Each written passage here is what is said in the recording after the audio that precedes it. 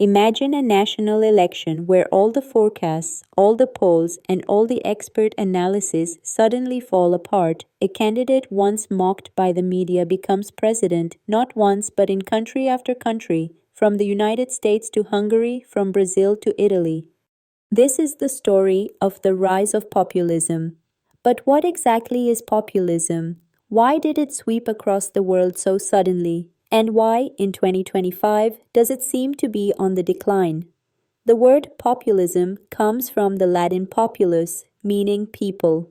But if you think the term simply means support for the people, you're mistaken. Populism is a political tool, a tactic. Populist leaders claim to represent the real people, a group they portray as being sidelined by corrupt elites, lying media, and a rigged system. A classic example, Donald Trump. In the US, he entered politics with the slogan, "Drain the swamp," promising to clean out the political system. But did he? In Hungary, Viktor Orbán rose to power on promises to protect Hungarian people against Muslim migration and the influence of the European Union. He built a regime that critics describe as a semi-authoritarian democracy. The years between 2015 and 2020 could be called the golden age of global populism, a time when political tides shifted dramatically and populist movements became dominant forces in both Europe and the US.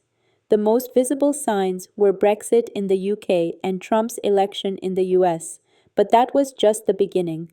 In countries like Italy, France, Poland, and Hungary, far-right and nationalist populist parties gained unprecedented traction and reshaped the political landscape. So why did this populist wave become so powerful? The first major factor was Europe's 2015 migration crisis. Millions of refugees fleeing civil wars, especially in Syria, as well as economic hardship and instability in parts of Africa, poured into Europe. Heartbreaking images of drowned children, displaced families, and long columns of refugees dominated the media. This sparked fear and insecurity in parts of European society, and populist parties quickly seized the opportunity. With slogans like "Protect our borders," "Preserve national identity," and "Put our own people first," they convinced millions that the system had failed and that the political elites had abandoned them. The second key factor was the 2008 financial crisis, which rocked the global economy and left many working and middle-class citizens in Western countries feeling abandoned. Job losses, declining living standards, and growing inequality led to widespread disillusionment. Many came to believe that the economic and political system worked only for the elites and the banks, not for ordinary people. This resentment created fertile ground for leaders who promised to restore power to the forgotten men and women and disrupt the status quo. The third and arguably most transformative factor was the rise of social media. Platforms like Twitter, Facebook, and Instagram revolutionized the way politicians communicated with the public. No longer filtered by journalists or traditional media outlets, leaders could now speak directly to their audiences. Donald Trump, for example, used Twitter to deliver unfiltered, provocative messages to millions, amplifying his populist appeal and bypassing traditional scrutiny. In Europe, Viktor Orbán also used social media to spread nationalist, anti-immigration, and anti-EU sentiments. These direct channels gave people who once felt invisible a sense of connection, as if someone powerful finally saw and spoke for them. Social media made people feel less like powerless parts of a distant system and more like active participants in a movement led by someone who spoke their language and understood their frustrations. This helped populist leaders gain rapid momentum, even across countries with vastly different cultures and politics. Yet the golden age of populism came with serious challenges and eventually major setbacks. The turning point arrived with one of the greatest crises of the 21st century, the COVID-19 pandemic. The global health emergency tested the ability of leaders to govern effectively and protect their citizens, and in many cases, populist leaders failed that test. One clear example is Jair Bolsonaro, then president of Brazil, who downplayed the virus, ignored scientific advice, and endangered millions. His reckless response severely damaged his credibility. In the United States, Donald Trump, one of the movement's most visible figures, also mishandled the crisis.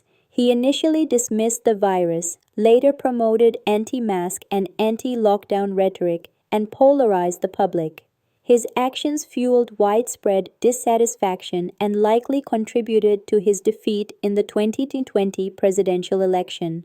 His refusal to accept the results, culminating in the January 6th Capitol riot, presented a disturbing image of what extreme populism can look like and exposed deep cracks in the movement's foundation. In Europe, the momentum of far-right populists also began to slow. Many populist-led governments, despite their big promises, struggled to manage post-pandemic recovery and economic rebuilding. Pledges to reduce unemployment, improve living conditions, and boost national security often went unfulfilled. The migration crisis, once a central populist rallying point, also began to fade as new international cooperation brought better control and coordination. As the promises of populist leaders fell short, public fatigue and disappointment set in, especially in communities that had once been their strongest supporters. Passionate slogans and grand speeches were no longer enough. People wanted stability, security, and real solutions to their everyday problems. This opened the door for more centrist and democratic forces to regain trust. By emphasizing science, rational policymaking, and practical reforms, they started to fill the void left by disillusioned populist leadership. This doesn't mean populism is over, but it does signal the need for populist movements to rethink their strategies and adapt to a more skeptical public.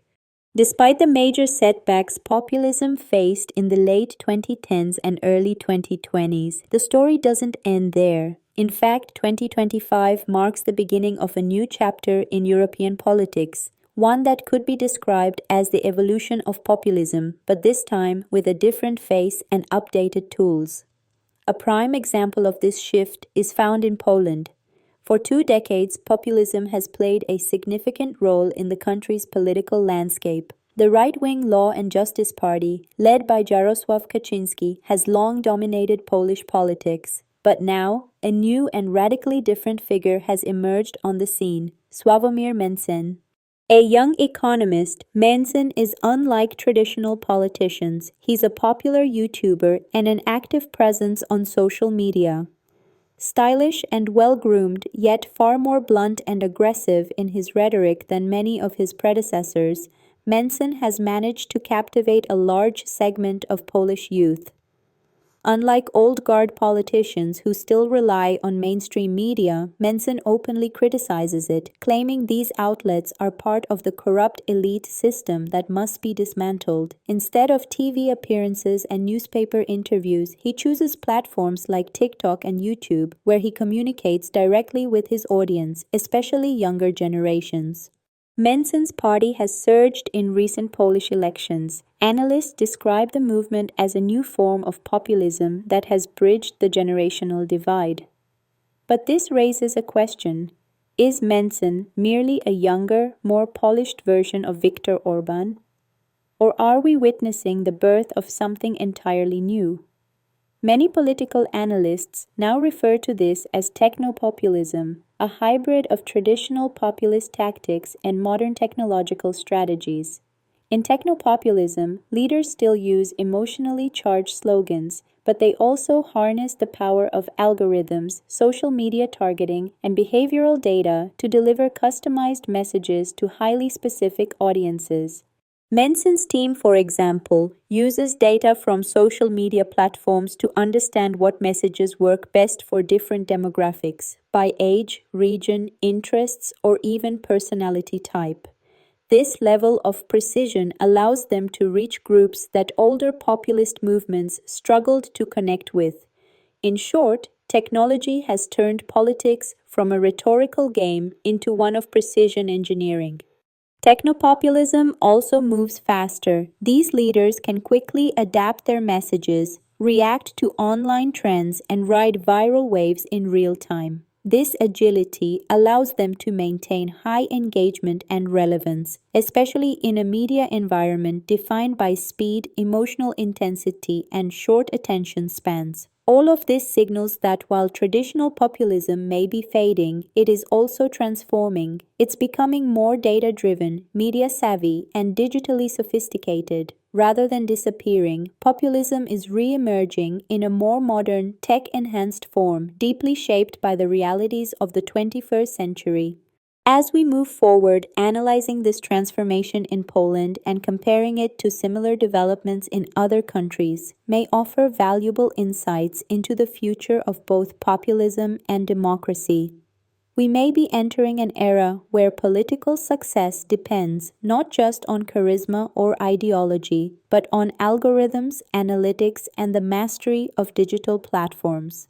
Looking back at the past, at a time when populism was at its peak, an important question arises. Has the era of populism come to an end? Or has this political phenomenon simply changed its form and returned in a new guise? The truth is, populism cannot be seen merely as a limited or temporary political movement. Rather, it should be understood as a deeper sign and reflection of fundamental changes in society and power structures. Populism, in fact, represents a gap that has formed between the people and political elites, the media, and official institutions, a gap that is neither easily bridged nor solved by conventional politics.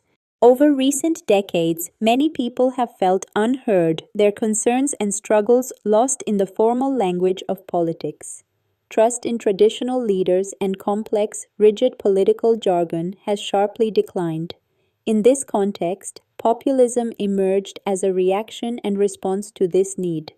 People wanting someone to speak for them, even if that message is bitter, controversial, or even risky.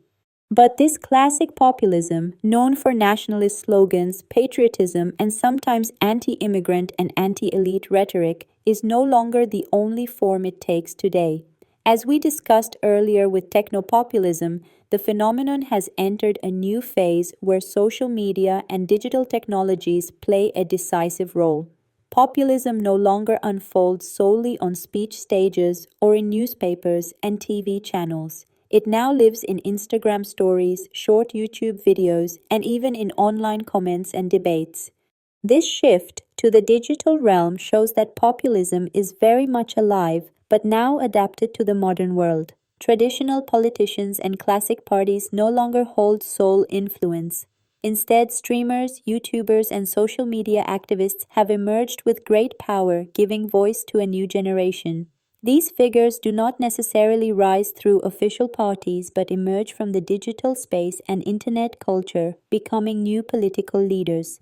One could say we are on the brink of an era where politics will fundamentally change. A politics where new players with new tools and a different language take center stage. This raises many questions about the future of democracy, political participation, and how societies will manage rapid technological and cultural changes. On the other hand, these changes bring both opportunities and threats.